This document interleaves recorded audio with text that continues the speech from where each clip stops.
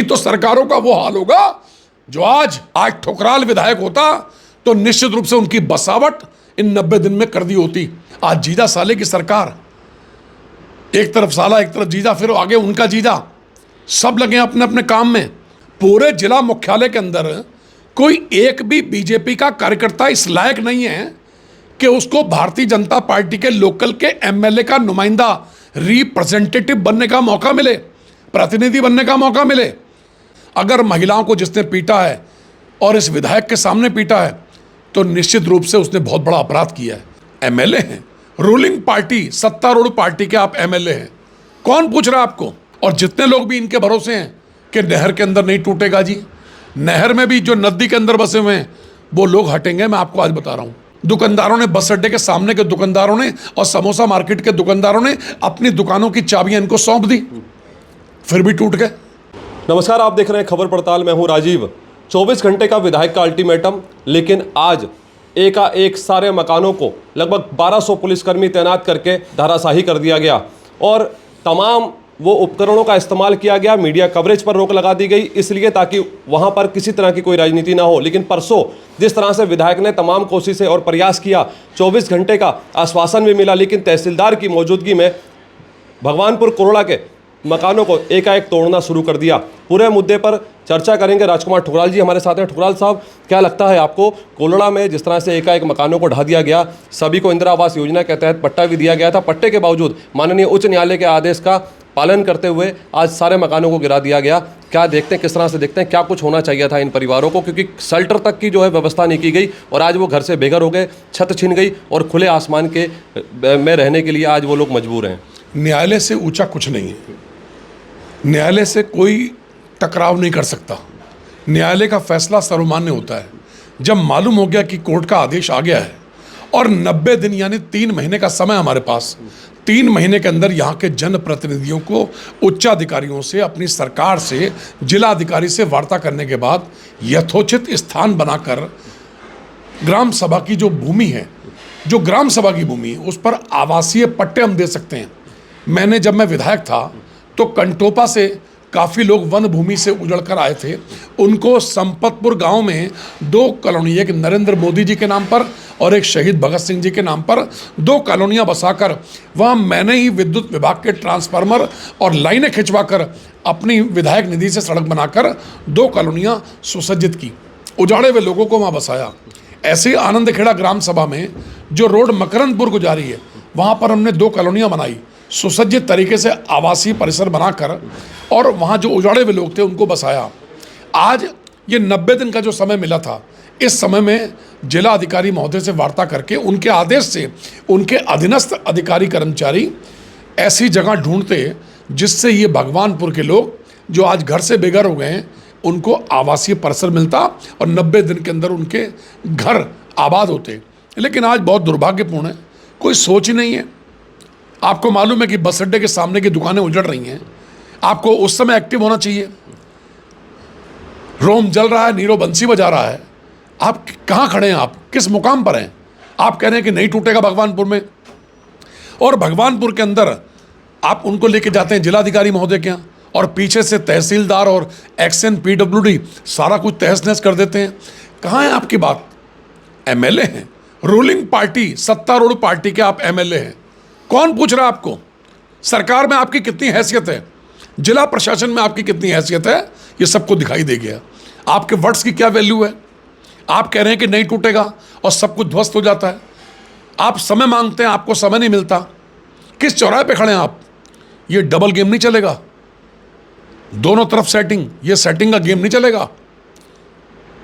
ऐसे जनप्रतिनिधि कभी असहाय जनता का भला नहीं कर सकते। और जितने लोग भी इनके भरोसे हैं कि नहर के अंदर नहीं टूटेगा जी, नहर में भी जो नदी के अंदर बसे हुए हैं वो लोग हटेंगे। मैं आपको आज बता रहा हूं। तो फिर ये जो आश्वासन दिए जा रहे हैं, सभाएं की जा रही हैं, तालियां बजवाई जा रही हैं, तमाम सारी चीजें, क्या चल रहा है? ये तालियां दुकानदारों के बीच में बची। दुकानदारों ने, बस अड्डे के सामने के दुकानदारों ने और समोसा मार्केट के दुकानदारों ने अपनी दुकानों की चाबियां इनको सौंप दी, फिर भी टूट गए। अरे आप असेंबली सेशन में, आपको वहां नहीं रहना चाहिए, वहां तो आप एक दिन साइन करके आ जाओ।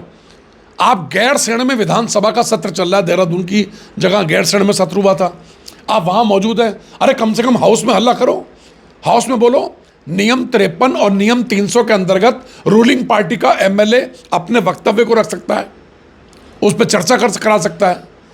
लेकिन आपको कोई चिंता नहीं है, आपको सिर्फ एक सूत्री कार्यक्रम है, मैं कैसे सशक्त हूं, मेरे हितों की रक्षा कैसे हो। शहर के व्यापारी आज भी कहते हैं कि अगर उन्होंने उस समय विधायक को चाबी देने की जगह अगर हाईकोर्ट का दरवाजा खटखटा लिया होता तो कहीं ना कहीं आज वो मार्केट जो उजड़ी है वो उजड़ी नहीं होती बस अड्डे के सामने वाली। आप अपने पढ़े लिखे होने का सबूत देते, उस समय ये व्यापारियों को कहा होता कि आप न्यायालय की शरण में जाइए। आज भी आपने, जिनको 90 दिन का समय मिला, 90 दिन का समय बहुत होता है। हाई कोर्ट अगर सिंगल बेंच की निर्णय हुआ है कि इनको हटाना है भगवानपुर वालों को, तो डबल बेंच में जाते हैं, और डबल बेंच का निर्णय होता आप सुप्रीम कोर्ट में जाते, सुप्रीम कोर्ट का दरवाजा खटखटाते कि हम 50 साल से यहां पर बैठे हैं, ये हमारा राशन कार्ड है, ये हमारा आधार कार्ड है, ये हमारे पास सारे भूमि के पट्टे हैं, इसी सरकार ने दिए हैं, इन्हीं अधिकारियों ने दिए हैं, क्यों उजाड़ दिया इनको रिलीफ मिलता। लेकिन कौन करेगा? जिनको अपनी नेतागिरी चमकाने के अलावा हितों से कोई मतलब नहीं है, पब्लिक के हित क्या होने चाहिए। आप पूरी विधानसभा के अंदर सर्वेक्षण कर लीजिए, किस जगह खड़े हैं, कहां इनकी हैसियत। सरकार में इनकी सुनवाई नहीं है, अधिकारियों में इनकी सुनवाई नहीं है, आज मखौल का पात्र बन के रह गए। आपकी सरकार, आपको धक्के खाने को मिल रहे हैं, आपको दौड़ाया जा रहा है। राजकुमार ठुकराल विधायक होते तो किस तरह की राहत मिलती? सारे इलाके के लोगों ने देखा है, जेसीबी आ जाए, बुलडोजर आ जाए, उसके आगे खड़ा होता था, एक भी मकान टूटने दिया मैंने किसी का। जितने भी हमारे अधिकारी, चाहे आरएसएस के अधिकारी थे, उन्होंने जो आदेश किया, दूधिया मंदिर को तोड़ने के लिए आए, टूटने नहीं दिया। जब जब मुझे खड़ा किया गया, मैं सामने खड़ा हुआ, चोरों की तरह नहीं पीछे वार करूं या डबल गेम खेलूं, इधर भी मिल जाऊं उधर भी मिल जाऊं, नहीं। एक सूत्री कार्यक्रम नाक की सीध में चलना है और किसी गरीब का जो आशियाना है वो टूटने नहीं देना। सब शेल्टर की व्यवस्था की जानी चाहिए थी, खाने की व्यवस्था की जानी चाहिए थी, क्योंकि मैंने कल भी देखा दोपहर में जब मैं कवरेज करने के लिए गया था, हालांकि मैंने जब वहाँ का मंजर देखा, कवरेज करने की हिम्मत नहीं जुटा पाया कि बच्चे आए और तमाम लोग, जो परिवार के जो लोग थे, वो सामान बाहर निकाल रहे थे, यानी कि जो स्कूल से बेटियाँ बच्चियाँ पढ़ के आई, उनको दोपहर के भोजन तक की व्यवस्था नहीं थी, क्योंकि जिसके ऊपर आपदा आती है वही उसको जानता है कि लोग अपने घरों में चूल्हा नहीं जला रहे थे, लेकिन किसी तरह से ही चाह रहे थे कि जो उन्होंने जैसे तैसे करके सामान जोड़ा उसको किसी तरह से निकाल ले। तो क्या लगता नहीं कि प्रशासन को या एडमिनिस्ट्रेशन को या फिर जो अभी मौजूदा जनप्रतिनिधि हैं उनको वहाँ पर शेल्टर की व्यवस्था, यानी कि अगर वो आज उजाड़ दिए गए हैं तो उनके लिए कहीं कोई कैंप बनाना चाहिए था, वहाँ पर खाने वाने की व्यवस्था करनी चाहिए थी। जिला प्रशासन को ये चाहिए, जिला अधिकारी योग्य हैं उदयराज सिंह, मैं उनसे कहना चाहता हूं आपके चैनल के माध्यम से, और आज प्रातः समस्त जनता के सामने मैंने बातचीत की उनसे, क्योंकि गांव से विश्वामित्र जी के और दिनेश पंत जी के फ़ोन आ रहे थे बार बार। मेरे घुटने की प्रॉब्लम थी, नहीं तो मैं वहाँ पर जाता, और उन्होंने कहा कि आप बात करो। तो एसडीएम साहब से बात की, मनीष बिष्ट रुद्रपुर के एसडीएम, वो बोले ये चार्ज आज मेरे पास नहीं है, ये कौस्तुभानंद मिश्रा जो किच्छा के एसडीएम उनके पास है, उनसे बातचीत की, और उनके ऊपर उनके अधिकारी डिस्ट्रिक्ट मजिस्ट्रेट बैठे हैं। डीएम साहब से बात की, मैंने कहा 2 काम कर दीजिए, एक तो आपको ग्राम सभा की जमीन पर आवासीय पट्टा देने का अधिकार है, दूसरा आप इनका जो मलबा पड़ा हुआ है ना, उस मलबे को जो है वो इनकी सपुर्दगी में दे दीजिए। मलबा लेके कोई कहीं नहीं जाने वाला, और ना उससे कोई कब्जा प्रमाणित होता है। कोई बिल्डिंग खड़ी हो तो कब्जा प्रमाणित होता है, मलबे से कब्जा प्रमाणित नहीं होता। मैंने कहा इनका मलबा इनको इनकी सपुर्दगी में दे दीजिए, जो बेचारे उजड़ रहे हैं, कुछ तो इनको राहत मिलेगी, उस मलबे से कहीं पर भी उन ईंटों से अपना आशियाना खड़ा कर लेंगे। और निश्चित रूप से सरकारों को भी, जिला प्रशासन को भी इन गरीबों को कोई ना कोई जगह ग्राम सभा की देकर इनको आवासीय रूप से सुशोभित करना पड़ेगा, नहीं तो सरकारों का वो हाल होगा जो आज भगवान बद्रीनाथ के मंदिर के पास हुआ है, जो आज हरिद्वार, हरि की जो धरती है भगवान हरि की, उसकी हरिद्वार की विधानसभा मंगलौर में जो हुआ है, बद्रीनाथ विधानसभा में जो हुआ है, वो इस उत्तराखंड की सरकार का होगा, अगर गरीबों के संग इस प्रकार का सौतेला व्यवहार, बर्बरतापूर्वक व्यवहार किया। जो भी क्या हाई कोर्ट में, जो भी हाई कोर्ट में पार्टी था, हम हाई कोर्ट को चैलेंज नहीं कर रहे, हाई कोर्ट के निर्णय का सबको सम्मान करना चाहिए। जब हाई कोर्ट का निर्णय आ गया तो उसके बाद इन जनप्रतिनिधियों को, आज ठुकराल विधायक होता तो निश्चित रूप से उनकी बसावट इन 90 दिन में कर दी होती, लेकिन आज बेचारे बरसात के दिनों में कहाँ जाएं, लावारिस अवस्था में अपने बच्चों को लेके घूम रहे हैं। ग्राम सभा भगवानपुर के जितने उनके परिचित हैं या शुभचिंतक हैं या वहाँ पर समाज सेवी काफ़ी हैं, उन लोगों ने अपने घर में इनको शरण दी है। अपने ही हिंदुस्तान के अंदर आज वो शरणदाता के रूप में रह रहे हैं। जो 50-60 साल से भगवानपुर की धरती पर रह रहे थे, आज वो अपने ही गांव के अंदर एक शरणार्थी के रूप में रह रहे हैं। हमें तो ऐसा लग रहा है जैसे पाकिस्तान से हमारे हिंदू आए हैं और उनको दिल्ली के विभिन्न शरणार्थी कैंपों में रहना पड़ रहा है। वो भी स्थानीय लोगों ने जो है सहारा दिया, ना कि प्रशासन, ना कि जनप्रतिनिधि। प्रशासन ने किसी प्रकार के कोई राशन का या शिविर कैंप की कोई व्यवस्था नहीं की है। मैं डीएम साहब से आग्रह करा, मैंने आज सुबह भी, और अब आपके चैनल के माध्यम से कर रहा हूं, पोर्टल के माध्यम से, कि आदरणीय जिलाधिकारी महोदय वहां पर कैंप लगाएं।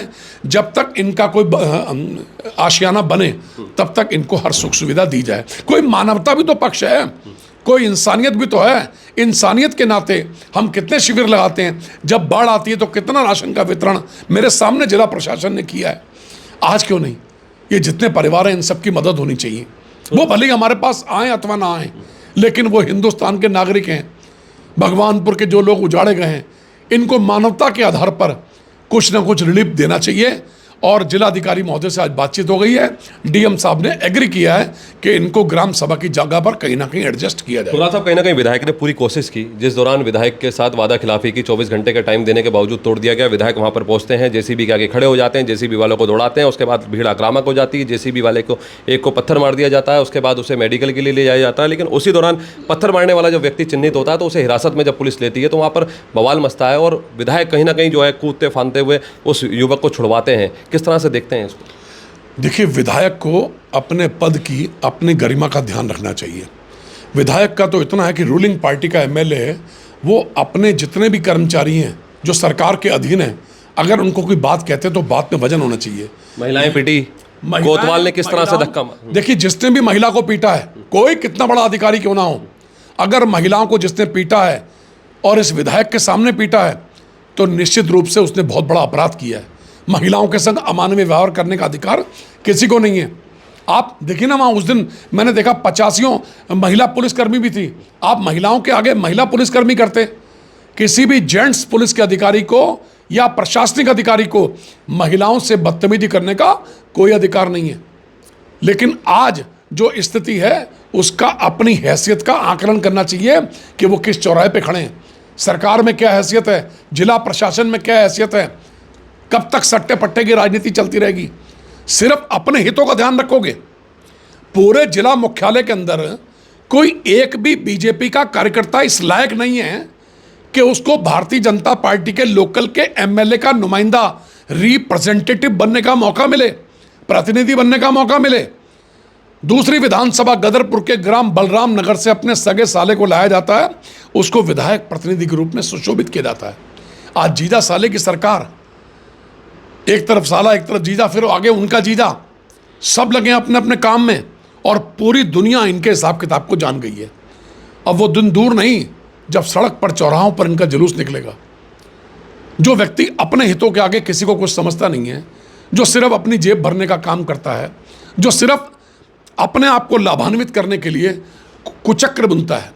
मैंने कहा था ना, छल प्रपंची, जो छल प्रपंच करके कुचक्र बुनता है उसका नाश होना पक्का तय है। तो आप थे हमारे साथ राजकुमार ठुकराल, जिन्होंने साफ तौर पर बताया कि अगर ये विधायक होते और ये जो भगवानपुर वाला जो पूरा प्रकरण हम लोग पिछले 3 दिन से आपको दिखा रहे हैं, इसमें कहीं ना कहीं जो अन्य गांवों को उजाड़ा गया था, जिन लोगों को वहां से हटा करके अन्य जगहों पर राजकुमार ठुकराल ने प्रशासनिक अधिकारियों के साथ मिलकर उनको पट्टा दिलवाया, जगह दिलवाई, प्लाट दिलवाए। इसी तरह की व्यवस्था यहाँ के लोगों के लिए भी होनी चाहिए थी। इन्होंने एक सुझाव भी दिया है, हालांकि उस पर जिला प्रशासन, जिला अधिकारी या फिर PWD के अधिकारियों को अमल करना चाहिए और इस तरह की जो है व्यवस्था जनप्रतिनिधियों को भी करनी चाहिए। इसी तरह की अपडेट्स लेकर के हाजिर होंगे। ताज़ा तरीन खबरों के लिए बने रहिए खबर पड़ताल के साथ। फिलहाल नमस्कार।